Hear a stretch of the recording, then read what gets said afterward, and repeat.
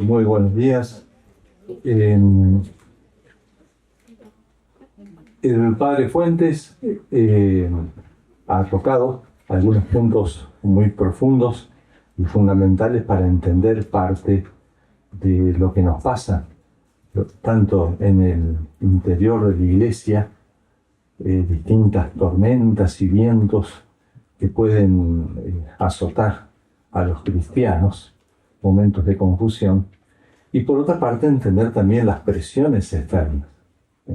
Siguiendo todo el magisterio magnífico del padre Mendiel, lo mismo del padre Latancio, algunas cosas también. Ahora un poco la idea, el título de la conferencia era algo así como el padre Mendiel y el magisterio del Vaticano II. Eso sería demasiado amplio. Lo que voy a hacer es simplemente presentar algo general acerca del Vaticano II, para que tengan una idea, porque es muy posible que haya diferentes conocimientos acerca del tema, del hecho histórico mismo, de qué es el Vaticano II, cómo funcionó, digamos. Es posible que entre ustedes haya mucha diferencia, digamos, de conocimientos o de estudios. Por eso entonces me parece, para poner una cosa básica y después indicar algunas cosas siguiendo al Papa San Juan Pablo II, especialmente también a el Papa Benedicto XVI, tan presente ahora que ha partido, y por lo tanto su legado espiritual y magisterial también es muy fuerte para nosotros. Por eso creo que nos puede iluminar mucho a tener una mirada católica de estos acontecimientos. Y especialmente, obviamente, el padre Mendiel, con su lucidez, con su amor a la iglesia, pero también con su prudencia y su buen sentido político. Bien, ¿cómo fue? ¿Cómo se gestó el Vaticano II? Al menos en lo inmediato. Estamos hablando de un concilio de la segunda mitad del siglo XX. Monseñor Fulton Sheen, este gran obispo de Estados Unidos, cuya causa está introducida también, causa de beatificación, él comentaba esto, sus experiencias, cómo vivió él el anuncio del Vaticano II, de que se convocaba al concilio. El hombre se estaba volviendo el centro y el punto de referencia de todo. Esto era algo que la Iglesia no podía aceptar, ya que es su misión afirmar que existe una intervención divina en el mundo. Se presentaba este desafío, el mismo que el mundo le gritó a Jesús en la cruz: que baje de la cruz y creeremos en él. Que baje de la creencia de la santidad del matrimonio, y ahí sí vamos a aceptar el matrimonio cristiano. Que baje de la creencia de que la vida es sagrada, que baje de la creencia de que hay que hacer cosas que no nos gustan, que baje de la cruz del sacrificio y creeremos en Cristo, y creeremos en la Iglesia. Esto se planteaba, decía Fulton Sheen. Entonces, era preciso, de alguna manera, responder, pero cristianamente, católicamente, a esos desafíos del mundo. Porque también era una realidad que los hombres de iglesia veían que era preciso una adaptación, una puesta al día de varias estructuras externas, varias formulaciones. Era preciso adaptar al tiempo presente. Se pretendía, dice Fulton Sheen, una actitud de diálogo con la época moderna, con las ciencias, con las culturas. Era preciso usar un lenguaje más apropiado para ese diálogo, un lenguaje más comprensible. Esta intención de analizar la situación y de alguna manera adaptar lo adaptable ya se había dado en los intentos de concilios anteriores, o frustrados concilios, o que quedaron a mitad de camino, como el Vaticano I, en la segunda mitad del siglo XIX, que no había terminado por el estallido de la Guerra Franco-Prusiana. Se interrumpe ese concilio cuando el ejército italiano entra en Roma en los momentos finales de la unificación italiana.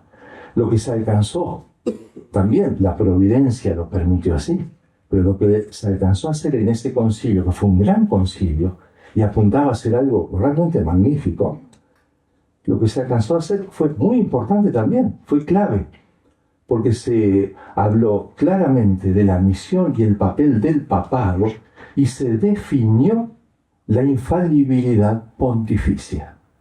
Ya eso, obviamente, justificaba todo el esfuerzo de todo un concilio. El tener la certeza de que cuando el Papa habla ex cátedra, con toda la autoridad de Pedro y con todas las condiciones que se requieren, no puede errar en materia de fe y de moral.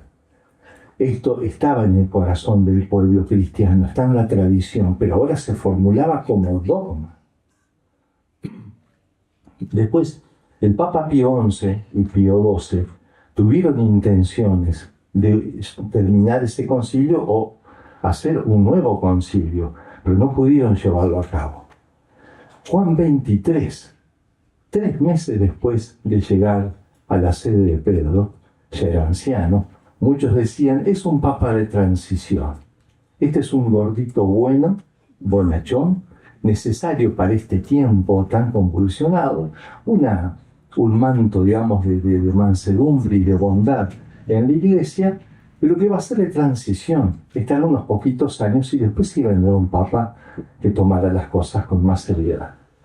Para sorpresa de todo el mundo, a los 3 meses de subir a la sede de Pedro, el día de la conversión de San Pablo, 25 de enero, estamos a 2 días de recordarlo, en un consistorio en la abadía de San Pablo Extramuros, dijo esto: pronuncio ante ustedes, cierto, temblando un poco de conmoción, pero al mismo tiempo con humilde resolución de propósito, el nombre y la propuesta de la doble celebración de un sínodo diocesano para la urbe y de un concilio ecuménico para la Iglesia Universal. Benedicto XVI, cuando renuncia, hace un discurso y deja como su testimonio de cómo vivió, como diciendo, ahora que me voy, me parece muy importante dejar este testimonio en torno al concilio y a la interpretación, a la aplicación del concilio. Él decía, fuimos al concilio no solo con alegría, sino con un gran entusiasmo. Él dice, ¿qué es lo que sentía él como teólogo, como perito? La iglesia tenía una situación todavía bastante robusta en ese tiempo. La asistencia a misa era importante, había vocaciones, aunque ya empezaban a escasear. Se daba cuenta que un poco la debilidad de la iglesia ya se iba como anunciando. No obstante, se sentía, dice, la iglesia no avanzaba, se reducía, que parecía una realidad del pasado y no la portadora del futuro. Y sabíamos que la relación entre la iglesia y el periodo moderno, desde el principio, era un poco contrastante. Entonces, por eso mismo había un entusiasmo, era preciso hacer una reflexión, un examen de conciencia y una puesta al día de varias cosas. Obviamente, el concilio fue principalmente pastoral, pero sin caer en la dialéctica. Es pastoral, no es dogmático. Entonces parecería, muchos sostienen así, que podría decir cualquier barbaridad, no me interesa, total, no es dogmático, es un concilio pastoral. No, la pastoral es simplemente el dogma puesto en acción. La pastoral es la fe de la iglesia, de la tradición de la iglesia, y con esta formulación nueva que le llega a las ovejas, que llega al rebaño. Por eso es un ejercicio también de prudencia pastoral. Pero no podemos hacer esa dialéctica pastoral contra dogmático. Bien, este Concilio Vaticano II fue el 21º concilio convocado. Un concilio ecuménico, o general, es una asamblea solemne de obispos de todo el mundo, a quienes el Papa convoca para considerar y decidir, bajo la autoridad del Vicario de Cristo, cuestiones que tienen que ver con toda la cristiandad. En el Concilio Vaticano II fue un récord, digamos, de los concilios de la historia de la Iglesia en cantidad de participantes. 2.500 obispos. A eso se suman invitados, teólogos, expertos, distintos representantes también de otras confesiones que iban como observadores o como invitados. En total llegaban a 3.000. Pero los obispos, propiamente los que después iban a votar, eran cerca de 2.500. Algunos detalles que daba Fulton Sheen, porque él se lo vivió así de una manera muy intensa. Se sentaban en ambos lados de la nave central de la Basílica de San Pedro, en 10 filas de bancos. Tal vez hayan visto algunas imágenes o fotos o videos realmente impactantes. O sea, todos los padres conciliares. Dice, había muy buen audio, muchos estudios de radio y televisión ahí trabajando. Todas las sesiones comenzaban a las 9 en punto, salvo sábados y domingos. Después de la misa, dice, era impactante esto. Se llevaba por la nave central un Nuevo Testamento del siglo XV al altar principal. Se entronizaba de manera solemne. En ese momento, dice Fulton Sheen, todos los obispos entonaban el credo y oraban. Uno de los eventos más conmovedores del Concilio Vaticano. En un mundo dividido por una diversidad de credos, esto significaba una afirmación diaria en la fe a través de los siglos.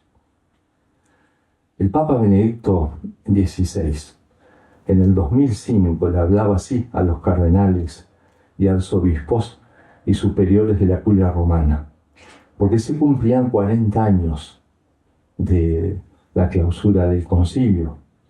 Ese recuerdo suscita la pregunta, decía el Papa, ¿cuál ha sido el resultado del concilio? ¿Ha sido recibido de modo correcto? ¿Qué es lo que queda aún por hacer? Dejaba entonces la pelota picando, como para que se debata, como para que se discuta. Y fue un tema que a Benedicto XVI lo preocupó de gran manera y lo llevó a hacer planteos realmente muy incisivos y muy buenos y muy útiles para nosotros.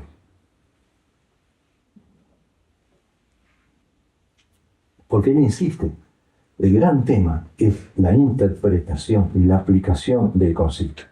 Palabras de Benedicto XVI. Todo depende de la correcta interpretación del concilio, o como diríamos hoy, de su correcta hermenéutica, de la correcta clave de lectura y aplicación. Se han cruzado dos hermenéuticas contrarias y se ha entablado una lucha entre ellas. Una hermenéutica de la discontinuidad y de la ruptura, que a menudo tiene la simpatía de los medios de comunicación, dice Benedicto XVI. Y por otra parte, la hermenéutica de la reforma, de la renovación dentro de la continuidad del único sujeto Iglesia que el Señor nos ha dado. Son dos modos de entender, de interpretar y por ende de aplicar las enseñanzas del concilio. La hermenéutica de la ruptura es, dicho en pocas palabras, es esa idea de que antes del concilio la Iglesia era una cosa y después del concilio es algo sustancialmente distinto. No es la misma Iglesia. Para algunos que comparten esta hermenéutica de la ruptura, la Iglesia se terminó con el concilio.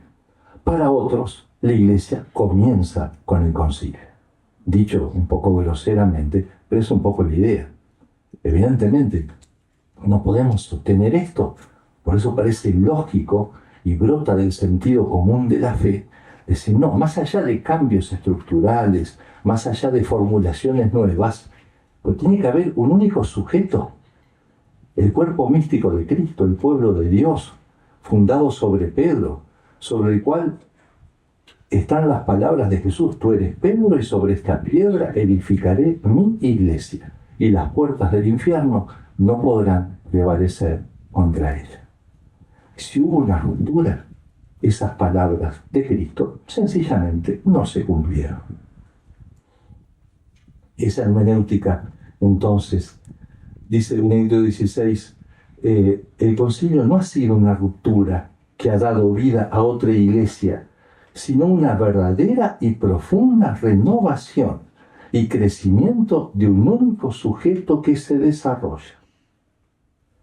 Cuando se habla del espíritu del concilio, porque aparecieron, y en estos últimos, obviamente, en los tiempos posteriores al concilio, estas expresiones, estos giros, como diciendo, bueno, la letra del concilio dice esto, porque para muchos que pretendían esa ruptura, pretendían también formulaciones más fuertes, más claras, como ahora pretenden muchos obispos alemanes con el sínodo y sacerdocio femenino y bueno, tantas cosas. Bueno, pero la letra del concilio no daba para eso. Pero ellos dicen, no, bueno, la letra se quedó a mitad de camino. Hay que interpretar el espíritu del concilio. Y el espíritu del concilio trae lejos, voló. Y con eso, bueno, ¿cuál es el espíritu del concilio? ¿Y quién sos vos para darme la interpretación justa, católica del espíritu del concilio? ¿Qué es ese espíritu del concilio? Decía Benedicto XVI, la hermenéutica de la discontinuidad, esta interpretación que dice que hay una ruptura, corre el riesgo de acabar en una ruptura entre la iglesia preconciliar y la iglesia postconciliar. Afirma que los textos del concilio como tales no serían aún la verdadera expresión del espíritu del concilio. Serían el resultado de componendas en las cuales para lograr la unanimidad se tuvo que retroceder aún, reconfirmando muchas cosas antiguas ya inútiles. Continúa Benedicto, pero en estas componendas no se reflejaría el verdadero espíritu del concilio, sino en los impulsos hacia lo nuevo que subyacen en los textos. Entonces acá tenés el texto del concilio, eso no te sirve. Trata de ver el espíritu que empuja, a ver dónde lo encuentro ese espíritu, pero ese es el espíritu del concilio. Solo esos impulsos representarían el verdadero espíritu del concilio, y partiendo de ellos y de acuerdo con ellos sería necesario seguir adelante. Dice Benedicto, que sostienen estos, habría que tener la valentía de ir más allá de los textos. Bien, él mismo comenta, Benedicto XVI, obviamente se deja espacio a cualquier arbitrariedad. Así se tergiversa en su raíz la naturaleza de un concilio como tal. Se lo toma como una cuestión simplemente democrática o como una asamblea constituyente que elimina una constitución antigua y crea una nueva, con un texto simplemente de componendas. Bien, a propósito de ese espíritu del concilio y del texto del concilio, miren el pensamiento tan lúcido del padre Membier. Para formular un juicio definitivo sobre este punto hay que atenerse en rigor a las conclusiones definitivas a que ha llegado el concilio. Porque un concilio, dice Membier, es obra del Espíritu Santo, y el Espíritu no se muestra realmente sino en las conclusiones a que llega la unanimidad de los padres conciliares bajo la dirección del Romano Pontífice, y los documentos conciliares del Vaticano II están en la línea de la doctrina tradicional de la Iglesia. Sin embargo, dice Membier, podemos añadir lo siguiente. Primero, el concilio es en la mente de la Iglesia un gran acto de caridad de la Iglesia misma que busca hoy salvar al mundo moderno. Si la Iglesia se quedaba tranquila, cómoda, en sostener las mismas formulaciones de siempre, se iba a quedar con un grupo más bien reducido y se iba a quedar con una distancia cada vez más grande con la mayoría de las personas que ya estaban totalmente imbuidas por el espíritu del mundo y que ya es como que ni siquiera llegaban a entender el lenguaje de la Iglesia. Entonces Membier dice, la Iglesia hace un acto de caridad, un acto de condescendencia. No es que la Iglesia va a aprender a ver el mundo que tiene para enseñarme, que tiene para decirme. La Iglesia, como esposa de Cristo, sabe muy bien cuál es la salvación para el hombre y cómo llevar el hombre a su perfección. Sin embargo, por caridad con respecto a la oveja perdida, con caridad con respecto a las ovejas débiles, frágiles o distantes, entonces se abaja y empieza a dialogar y empieza a hablar de una manera que sea más asequible y más comprensible por ese pueblo frágil, débil y muchas veces enfermo. Dice Membiel además, este gran acto de caridad de la Iglesia por salvar del estado de indigencia espiritual al mundo moderno se realiza en el mismo momento en que ese mundo es más orgulloso que nunca y se exalta con sus conquistas científicas y técnicas, en que está llevado a reorganizarse rechazando a Dios y afirmando un ateísmo militante en escala mundial. Estamos en la posguerra, estamos ahí en el tiempo del mayo del 68, todo lo que viene después, y revolución sexual, porque un mundo sin Dios, teniendo a su disposición un inmenso aparato técnico, no hará sino usarlo para la destrucción del hombre. De aquí que la Iglesia quiera poner a este mundo moderno en contacto de las energías vivificantes y permanentes del Evangelio. Es pura misericordia lo que hace la Iglesia. Es el mundo el que tiene necesidad de ser salvado por la Iglesia. No es la Iglesia, como se imagina el progresista, que debe ser salvada por el mundo moderno. Otra afirmación de Membiel. Este gran acto de caridad y de misericordia de la Iglesia supone el mantenimiento intacto e íntegro de la verdad de la Iglesia, porque en la Iglesia la caridad brota de la verdad. Por eso insistíamos, concilio pastoral. Sí, la caridad pastoral no puede estar peleada con la verdad del dogma, con la verdad del misterio, con la verdad de las cosas. Este gran acto de caridad de la Iglesia coincide con una gran confusión y con una ansia no siempre legítima de cambios y progresos que viene agitando al mundo católico.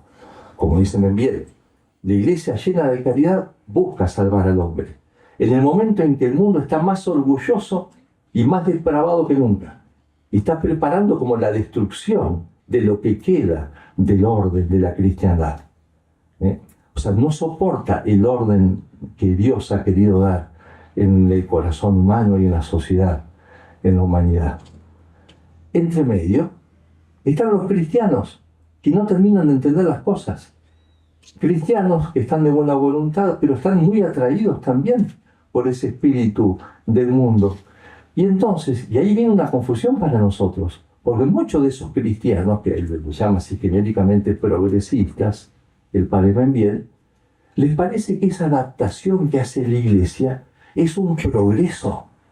Ahora sí, nos estamos liberando de estructuras retrógradas y medievales y estamos volando a una madurez espiritual.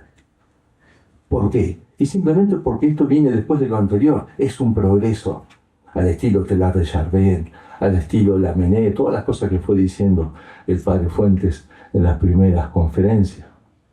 Bien, no es así como lo tiene que entender un católico cabal, anclado en la tradición de la Iglesia, en la tradición viva de la Iglesia. Bien, la hermenéutica de la Reforma, siguiendo a Benedicto XVI, que oponía a esa hermenéutica de la ruptura, o hermenéutica, o interpretación de discontinuidad. El concilio marcó un antes y un después. Antes no había iglesia, ahora comienza la iglesia, o al revés, según la postura que se tenga, pero es la hermenéutica de la ruptura. Dice, a esto se opone la hermenéutica de la reforma. Se reforma un sujeto que permanece, que sustancialmente es el mismo, pero se lo reforma en cosas externas que se pueden reformar sin tocar lo sustancial. Decía el Papa Juan XXIII, santo ahora, San Juan XXIII, que el concilio quiere transmitir la doctrina en su pureza e integridad, sin atenuaciones ni deformaciones. Y prosigue, Nuestra tarea no es únicamente guardar este tesoro precioso, como si nos preocupáramos tan solo de la antigüedad, sino también dedicarnos con voluntad diligente, sin temor, a estudiar lo que exige nuestra época.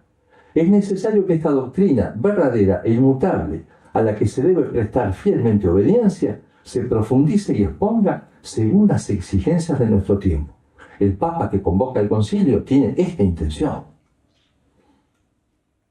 Agrega Benedicto XVI una cosa muy importante a tener en cuenta, es lo que se llamó el concilio de los medios, el concilio de los medios de comunicación. Estaba el concilio de los padres, dice Benedicto, el verdadero concilio, pero estaba también el concilio de los medios de comunicación. Era casi un concilio aparte. Y el mundo percibió el concilio a través de estos, a través de los medios. Fue la primera vez que un evento así de la Iglesia era transmitido diariamente. Los periódicos hablaban del concilio como la gran noticia. Esto era todos los días mientras había sesiones o cuando empezaron a salir los decretos. Pero ¿qué es lo que transmitían? Y como suelen hacer los medios. Aquello que impacta, lo sensacionalista, pero obviamente un montón de medios también afectados, infiltrados y manejados por otros poderes que evidentemente no eran los poderes espirituales de la Iglesia. Entonces, es esa la interpretación que le empieza a llegar al pueblo. El concilio de los periodistas no se desarrollaba naturalmente dentro de la fe, decía Benedicto XVI, sino dentro de las categorías de los medios de comunicación actuales, es decir, fuera de la fe, con una interpretación distinta. Era una hermenéutica política, una hermenéutica dialéctica, siempre buscando estos contra estos, siempre buscando como la grieta. El concilio era una lucha política, una lucha de poder entre diversas corrientes de la Iglesia. Y sabemos en qué medida este concilio de los medios de comunicación fue accesible a todos. Así, esto era lo dominante, lo más eficiente y ha provocado tantas calamidades, tantos problemas, dice Benedicto XVI, tantas miserias. Enumera al pasar seminarios cerrados, conventos cerrados, liturgia banalizada. Y el verdadero concilio ha tenido dificultad para concretizarse, para realizarse. El concilio de los medios, el concilio virtual, era más fuerte que el concilio real. Y el padre Membiel acota. Había como una guerra psicológica desarrollada con un despliegue del aparato publicitario mundial. San Membiel ya había dicho esto mismo que dice Benedicto. Y que tenía por efecto crear en muchos el complejo del temor ante el hecho de que puedan ser calificados de reaccionarios cavernícolas, cerrados e integristas. Esto lo venían logrando, la prensa, lo venía logrando esta formación de la opinión pública, todo aquello que pudiese sonar a incienso, sonar a latín, sonar a sotana, sonar a dogmas definidos, o sea, venía como despreciado, como retrógrado. O sea, no sos un hombre moderno, no sos un hombre a la altura de la circunstancia. Y esto en muchos católicos produjo un gran complejo. El católico, dice Membiel, no se ha de dejar acomplejar, sino que ha de mantener su fidelidad al magisterio de la cátedra de Pedro, porque esta es la condición de la fidelidad auténtica a la fe de Cristo. Se fue dando una aplicación, o sea, termina el concilio, viene esa aplicación, que como va a decir Benedicto XVI, ahí es donde se vio especialmente esa distinta interpretación, distinta hermenéutica, termina prevaleciendo en la acción de muchos hombres de la Iglesia esta hermenéutica de la ruptura. Era preciso romper con el pasado. Pero vuelvo a insistir, ese no era el texto del concilio. Ustedes pueden leer todos los documentos del concilio. Se pueden encontrar con algunas expresiones un poco distintas. si nos ponemos a leer un texto de Pío XII, por ejemplo, o un texto de siglos anteriores, claro que expresiones son distintas, pero la sustancia, el contenido, es la misma fe de siempre. O sea, yo he estudiado principalmente Sagrada Escritura. Ahí fue uno de los puntos donde especialmente se vio una gran lucha doctrinal, antes del concilio, después del concilio. Pero el documento sobre la Escritura, el documento sobre la revelación, que es la Dei Verbum, es de los documentos más preciosos del concilio y de los documentos más hermosos del magisterio de la Iglesia. Profundamente católico. Cualquier persona de fe, acudiendo a ese documento, tiene los principios claves para interpretar la Escritura en la Iglesia. Y hasta toma frases, por ejemplo, del Santo Tomás. ¿Cómo se interpreta la Escritura? Según tu capricho, según tu conocimiento del hebreo o del griego, según tu conocimiento de la sociología del mundo hebreo en ese tiempo de Cristo. No, o sea, insiste, se interpreta como interpretaron los santos. La Escritura se interpreta echando mano, sí, de todos los medios humanos que dispongo ahora. La arqueología, la psicología, la lingüística, la historia. Todo eso me viene muy bien para ver el contexto de la vida de Cristo, el contexto de los apóstoles. Es precioso eso. Me ayuda a sentir mejor las palabras de Jesús. Pero la interpretación fundamental del texto bíblico, ¿quién lo va a dar? El arqueólogo, el psicólogo, el lingüista. Lo trasciende totalmente. Porque la Escritura, y esto insiste la Iglesia, pero insiste este documento, la Dei Verbum, el autor de la Escritura es Dios, es el Espíritu Santo, y por lo tanto el principal intérprete de la Escritura es el mismo Espíritu Santo. Y el Concilio usa una frase casi calcada que dijo Santo Tomás de Aquino. La Escritura se tiene que interpretar con el mismo espíritu con el cual ha sido escrita. Se escribió con el Espíritu Santo, movido por el Espíritu Santo, y se tiene que interpretar justamente movidos por el Espíritu Santo. Por eso, no hay mejor intérprete de la Biblia que el Santo, que es el que tiene una mayor sintonía con el Espíritu Santo. Bien, todo eso, o sea, lo ha enseñado ese pequeño documento, pero precioso documento. Por eso les insisto, ese texto, el texto de todos los documentos, no solamente que es católico y que no puede haber una ruptura en la doctrina, sino que, y especialmente en algunos documentos, es precioso y puede ser un alimento espiritual o sea, tiene que ser un alimento espiritual siempre y cuando lo interpretemos a la luz de toda la tradición de la Iglesia. La Iglesia no comenzó con el concilio y tampoco terminó con él. Bien. Pero en la aplicación se ve una virulencia, muchas veces una violencia en romper con cosas que se pretendían eran medievales o anteriores. Que eso a nosotros nos supera y muchas veces nos quedamos sin entender del todo. Los testimonios de las personas más grandes, mayores, testimonios de viejos sacerdotes, algunas cosas que nosotros, los más viejos ahora, hemos vivido, al menos de chico, hemos visto algo también sin entender.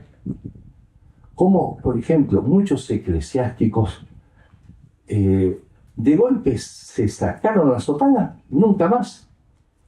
De golpe hablaban latín, habían estudiado latín, sabían mucho más latín que todos nosotros juntos.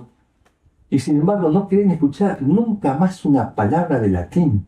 Había como un fastidio, como un rechazo. Me dice, sí, acá hay mucha cosa del diablo, ciertamente. Pero también hay que entender esto. Un libro muy recomendable para entender algo del progresismo es una colección de artículos, La Quimera del Progresismo. Hay varios artículos del padre Alfredo Sáenz, padre Ramiro Sáenz, del padre García Vieira, distintos aspectos del progresismo. Pero hay un artículo muy bueno de este psicólogo de Mendoza, Abelardo Pitol, fallecido hace poco tiempo, pocos años, un hombre de fe, pero también de una gran profundidad en su trabajo y en sus estudios de psicología. Porque él desarrolla ese aspecto psicológico que tuvo el concilio o la aplicación del concilio y que nos ayuda a entender un poco esta violencia. No podemos echarle la culpa al concilio o echarle la culpa al texto del concilio. Había cosas que se venían gestando de antes. Es lo que señala el padre, el psicólogo Abelardo Pitov. Es una realidad que hay en la primera mitad del siglo XX.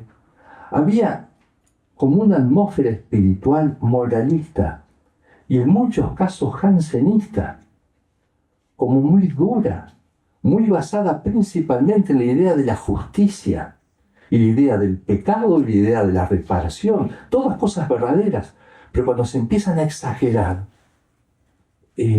terminan achicando las almas. Se fue desarrollando también como una aplicación de la filosofía formalista, que no entendía del todo la filosofía del ser de Santo Tomás de Aquino. Se termina concentrando principalmente el estudio teológico y filosófico en una manualística, en hacer manuales, en todo dividirlo en cuestiones con premisa mayor, premisa menor y conclusiones, pretender agarrar la verdad como si fuese algo de matemática, y eso me daba seguridad. Pero me dice, pero la vida es otra cosa, no puede ser solamente una serie de fórmulas, es algo más profundo. Así como lo presentó el mismo Santo Tomás de Aquino, que ustedes lo están estudiando al ir a la Suma Teológica.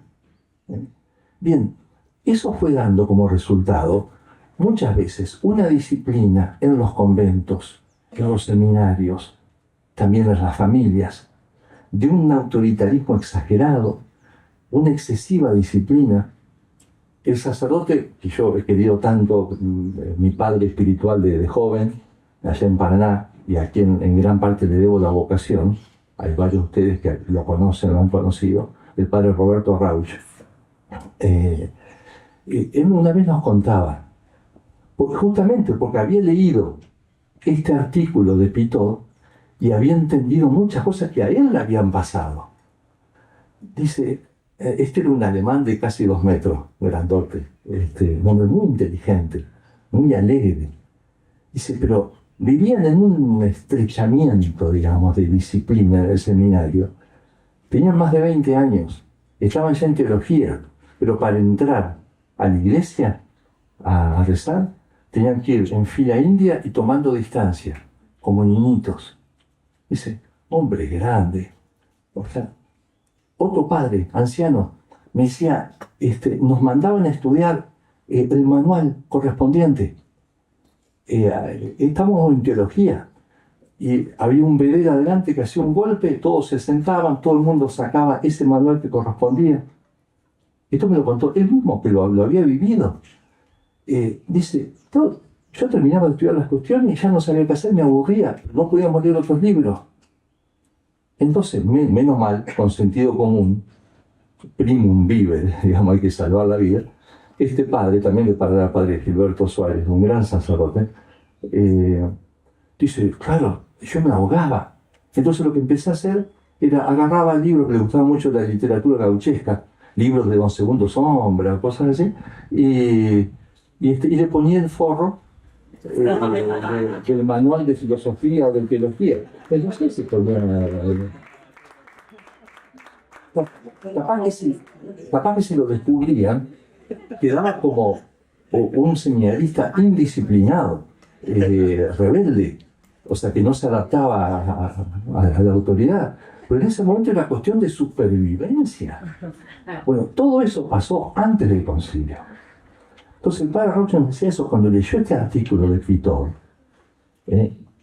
donde insistía en cómo esa situación, dice, era una situación, ojo, esto no generalicemos, pero en muchos ambientes era así. Era una situación parecida, dice Pitov, a la que había vivido Lutero, el ahogo que vivía Lutero. El pequeño Martín Lutero temblaba al entrar a la iglesia parroquial al enfrentarse con la imagen de Cristo juez.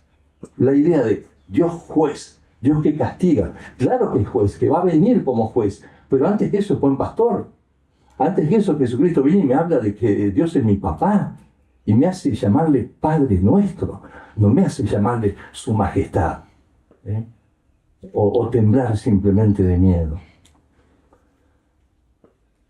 La religión del terror se había apoderado por completo de su imaginación, cita un autor, Pito, acerca de Lutero. En muchos hombres de la iglesia había pasado algo así. Pito va repasando lo que sucedía en internados, en seminarios. Se veían muchas veces, dice, miradas tristes, temerosas, angustiadas. Habían pasado una vida familiar, muchos que vivían en el campo, ahora a vivir en cuadras semicastrenses. Eso ahogó a muchas almas. Entonces, cuando muchos se estarían debatiendo en estos dramas, además de los dramas personales de cada uno, tengo mis tentaciones, tengo mis dudas, mis desolaciones, viene esta aparente revolución. Y se me dice, no, el latín ya no hace falta, no, ya hay que adaptarse al mundo, bueno, ahora sí. Entonces, viva la pepa, rompo con todo. Entonces empezaron a ver sacerdotes correctos, se tiraron todo. Los santos de la iglesia, no hay un culto más despojado, más sencillo, más simple.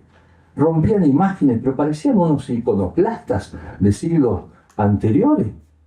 Bien, eso, nosotros, por gracia de Dios, pero logramos un montón de imágenes que tenemos en capillas nuestras, son imágenes de muchas iglesias que los sacerdotes, como hastiados ya de santos, las tiraron. Dice, pero este tipo está loco, perdió la fe. Sí, es posible, capaz que perdió esa fe. Pero también hay que comprender esa situación psicológica que vivían muchos. No reduzcamos todo esto a un análisis psicologista, pero esto, el hombre, somos cuerpo y alma con una psicología, tenemos una unidad, entonces obviamente esto nos afecta. Bien, ya terminando, porque en realidad un punto muy importante que yo tenía que señalar, va a ser muy breve, es el tema de la libertad religiosa. Porque ahí es donde dicen muchos, acá hay un quiebre en la doctrina tradicional. El documento acerca de la libertad religiosa, Dignitatis Humanae, tiene pocas páginas. Si las pones en A4, más o menos como solemos tener un apunte de clase, así, capaz que tiene 10 páginas, no mucho más que eso. Pero ha sido el documento que más ardorosamente se ha discutido, tanto en el aula conciliar como después en la aplicación. Se promulgó el 7 de septiembre del 65, con 2.308 votos a favor y 70 en contra. Después, obviamente, el Papa refrenda todo esto y lo firma y lo hace propio. Había dos posiciones principales en las comisiones que iban debatiendo, iban ofreciendo esquemas, los iban rechazando o aceptando. Una posición presidida por el cardenal Ottaviani que se podría resumir en esto. A ver, estamos hablando de libertad religiosa.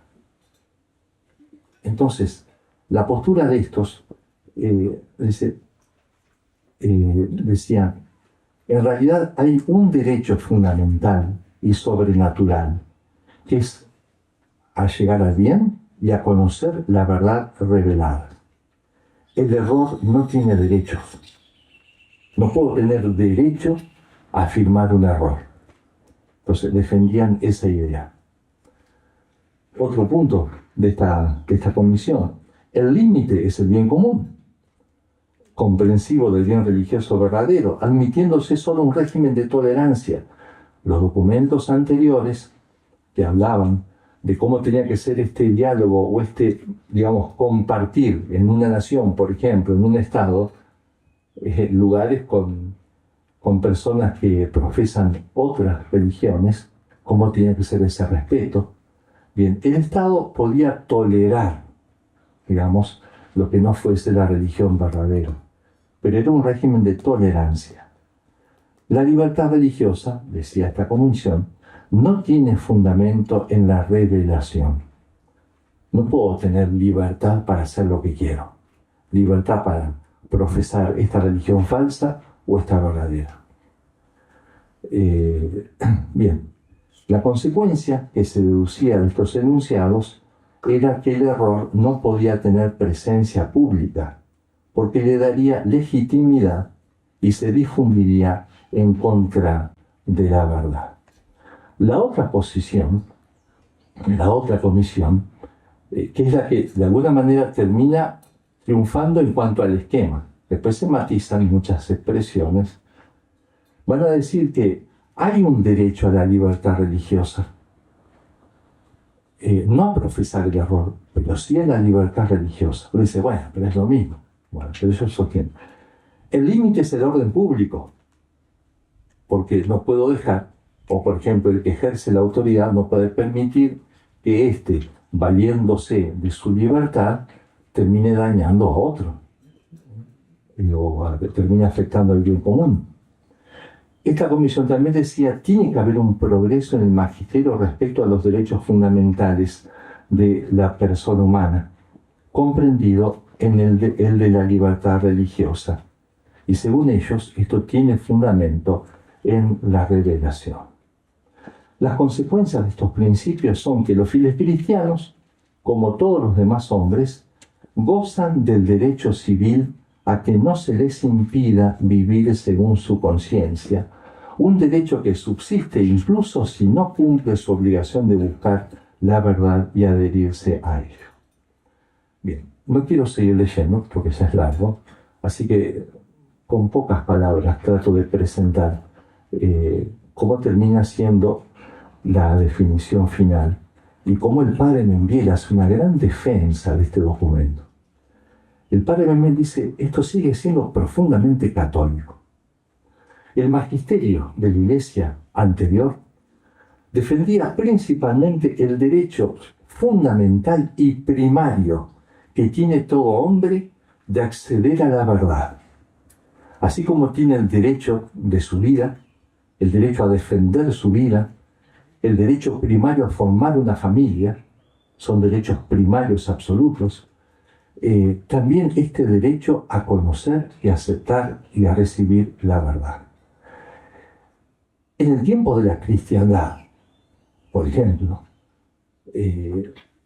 obviamente, donde era muy clara la verdad del Evangelio, que estaba en todos los niveles de la cultura y de la sociedad, entonces el Estado, que se profesaba también católico, cristiano y católico, era defensor también de este derecho a alcanzar esa verdad.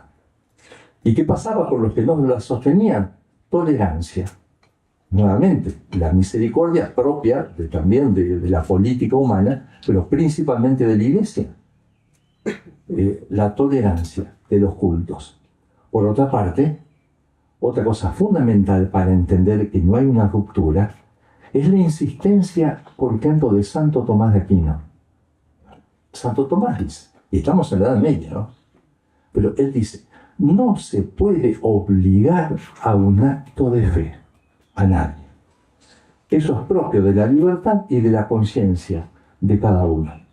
No, o sea, tengo el derecho, sí, a predicar, tengo el derecho a presentar, tengo derecho a hacerle caso al Señor que dice, vayan por todo el mundo, prediquen el Evangelio.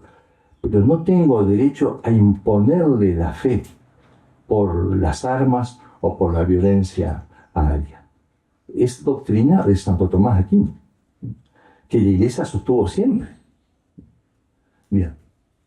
¿Qué es lo que pasa? Como dice Membiel, la Iglesia ahora hace un acto de misericordia con todo el concilio, hace un acto de amor, se abaja, condesciende, y también con este tema. Porque la realidad es que ahora la gente ya no entiende nada. Los estados, al contrario, muchos estados totalitarios se vuelcan contra la Iglesia y contra el Evangelio. Entonces ya no podemos pretender soñar con un estado de confesión católica. Sí, lo podemos soñar, lo podemos preparar para el futuro, pero tenemos que ser realistas. en la inmensa mayoría, en todo el mundo, los estados o se ponen en una neutralidad o directamente en una virulenta oposición a la fe cristiana. Entonces, salvemos lo que podemos salvar. Entonces, esta declaración apunta a eso. Por una parte, a defender el derecho que tiene cada hombre de que no lo presionen a acatar una fe. Una libertad con respecto al poder civil. A esto principalmente apunta esta declaración, dice el padre Membier. Y por otra parte, para enfrentar a los estados totalitarios, ya muchos países comunistas, por ejemplo, que estaban ya directamente prohibiendo de manera violenta el ejercicio de la religión, mostrarle al Estado, ustedes no tienen derecho a hacer esto. Bien, es así entonces que el padre Membier, en varios textos, pero especialmente en un artículo muy bueno, de varias páginas, hace esta notable defensa de la declaración Dignitatis Humanae.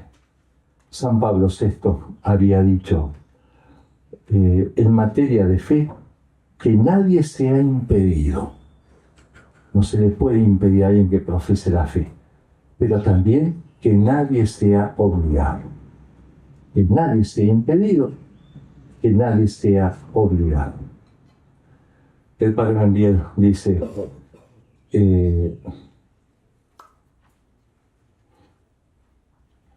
ante esa pregunta, pero entonces, ¿el error tiene derechos? Ahora parece que hay derecho a hacerme testigo de Jehová, o a hacerme ateo, o lo que fuere. Membier responde, directamente y de suyo, no tiene derecho a la profesión del error religioso. Pero atendiendo a la naturaleza del proceso inquisitivo de la verdad religiosa, todo ese proceso de investigar dónde está la verdad, que en su complejidad no puede dejar de correr el riesgo del error, sobre todo en una sociedad cada vez más confundida con respecto a la verdad religiosa, se ha de sostener que indirectamente y accidentalmente, indirecta y per accidens, hay que reconocer un derecho fundado en la persona humana al error religioso. El poder civil, que tiene que procurar el bien común, debe reconocer y favorecer la vida religiosa de los ciudadanos. La declaración conciliar, dice Membier, termino con esto, tiene este sentido: despertar a los pueblos en la situación histórica presente, la apetencia de una sana libertad que lleve al reconocimiento de la libertad de la gloria de los hijos de Dios, la que solamente se da en la verdad. No hay.